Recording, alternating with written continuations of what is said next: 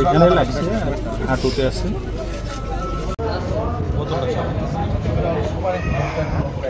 ছাত্র দলের এখন আর তারা নিজেদেরই তারা স্বনির্ভর, তারা এখন আর আমাদের কোনো কথা শোনে না। এখন তাকে ছাত্র দলের কেন্দ্রীয় কমিটি, আমাদের যেমন সেন্ট্রাল কমিটি আছে, ছাত্র দলেরও আছে, যুব দলেরও আছে, স্বেচ্ছাসেবক, তারাই তাদের কমিটি দেয়।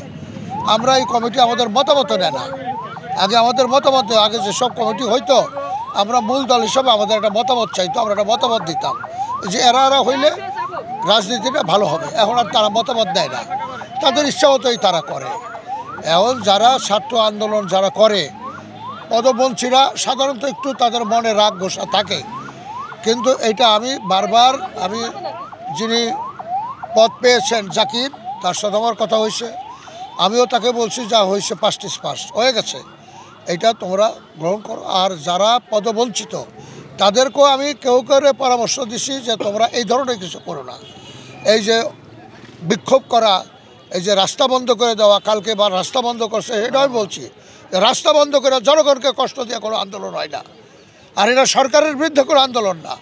আর কমিটি তো আর এই জনগণ দেয় নাই, কমিটি দিচ্ছে তোমাদের ছাত্র নেতারা, হয়তো যদি তাদেরকেও পরামর্শ দিয়ে থাকে হয়তো বড় নেতারা দিছে, কিন্তু শরীয়তপুরে তো কেউই তোমাদের এই কমিটি কেউ দেয় নাই, অন্যায় করে নাই। তবে শরীয়তপুরের মানুষ কষ্ট পাবে কেন? তাদের বলছি যে তোমাদের যদি দাবি দেওয়া থাকে ঢাকায় যাও। নিশ্চিন্তে খান স্বাস্থ্যকর অল টাইম পান, অল টাইম হেলদি লাইফ। ঢাকায় যেয়ে তোমাদের ছাত্র দলের যিনি কেন্দ্রীয় কমিটির সভাপতি আছে, সেক্রেটারি আছে, তাদের সাথে দেখা করো, তাদের কাছে তোমাদের আবেদনটা করো যে ভাই যে কমিটিটা হয়েছে এটা ভালো না, জাকির ভালো ছেলে না, আমরা খুব ভালো, এটা বলো, তারা বিবেচনা করুক।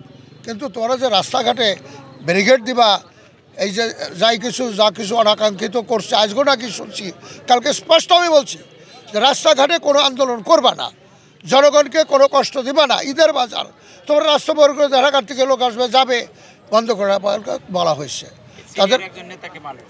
আর এটা তো আরও ন্যাক্কারজনক, আরও এসে একজন লয়ার এবং তার স্ত্রীও একজন লয়ার, সে তার কর্তব্য পালন করার জন্য কোর্টে আসছে, কোর্টের থেকে বাড়ি যাবে, তাকে এইভাবে, এটা আমি অত্যন্ত নিন্দা করি, ঘৃণা করি, এবং আমি এটা প্রতিবাদ করি যে এই ধরনের কোনো ঘটনা যদি কেউ করে তার দৃষ্টান্তমূলক শাস্তি প্রশাসন যেন ব্যবস্থা করে, আমরা পাশে থাকবো। দলীয় কি ব্যবস্থা নেবেন? দলীয় ব্যবস্থা তো আমি নেব কেমনে? এটা ছাত্রদের কেন্দ্রীয় কমিটি যারা তারা নেবে, যারা করছে এই তো মূল দলের কেউ করে না, মানসপত্র করে নাই এখানে। ওই আমরা যারা মূল দলের যারা, এরা তো করে নাই, করছে কারা?